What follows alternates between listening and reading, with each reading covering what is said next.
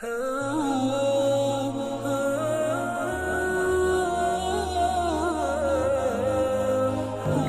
باللہ من الشیطان الرجیم، بسم اللہ الرحمن الرحیم۔ السلام علیکم، امید کرتی ہوں آپ سب خیریت سے ہوں گے۔ آج میں آپ کے لیے جو پروگرام لے کر حاضر ہوئی ہوں وہ خانہ کعبہ کی زینت اور جنت کے پتھر کے متعلق ہے۔ پروگرام کو مکمل دیکھیں، یقیناً آپ کو اس سے بہت ساری معلومات حاصل ہوگی۔ یہ پتھر خانہ کعبہ سے کتنے سال تک جدا رہا اور اس کو کون لے کر گیا اور پھر اس کی واپسی کیسے ہوئی، اور اس پتھر کے اصل ہونے کی کیا نشانیاں ہیں جو رسول اللہ صلی اللہ علیہ وسلم سے ہمیں ملی ہیں۔ اور اسلام میں ایک موقع ایسا بھی آیا، 1400 سال کے دوران ایک موقع ایسا بھی آیا جب بیت اللہ شریف میں حج موقوف ہو گیا، یعنی اس سال حج ادا نہ ہو سکا۔ جب سے اسلام آیا اس کے بعد سے اب تک ایک سال حج نہیں ہو سکا۔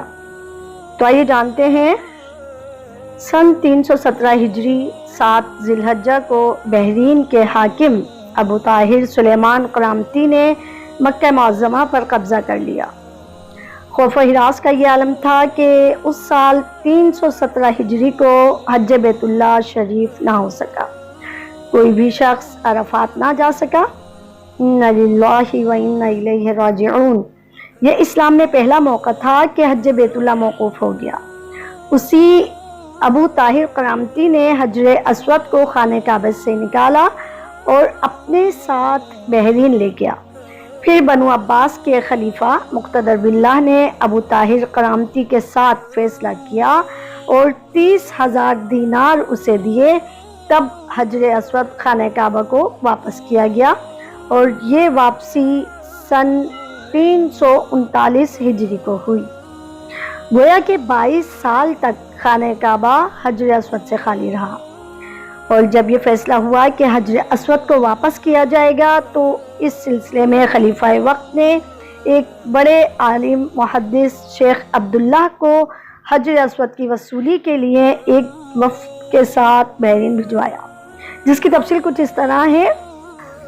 جب شیخ عبداللہ بحرین پہنچ گئے تو بحرین کے حاکم نے ایک تقریب کا اہتمام کیا کہ اس میں حجر اسود کو ان کے حوالے کیا جائے گا۔ ان کے لیے ایک پتھر خوشبودار خوبصورت غلاف میں سے نکالا گیا کہ یہ حجر اسود ہے، اسے لے جائیں۔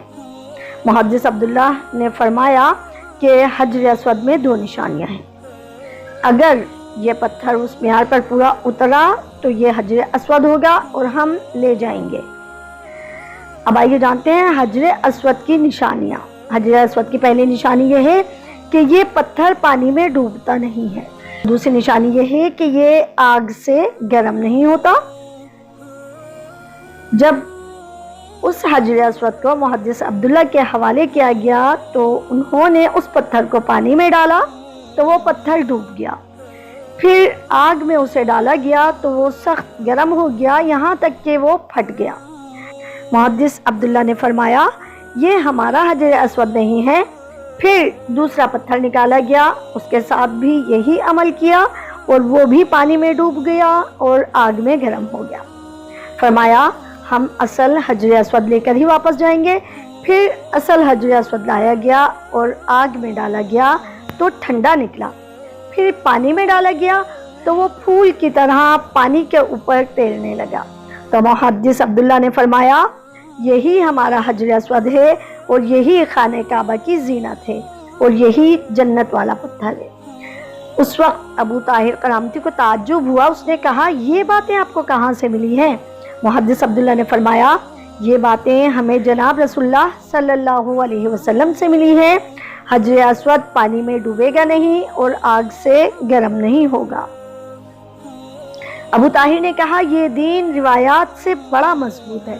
جب حجر اسود مسلمانوں کو مل گیا تو اب اسے مکہ معظمہ پہنچانے کے لیے کیا واقعہ ہوا، یہ جاننے کے لیے دیکھیں۔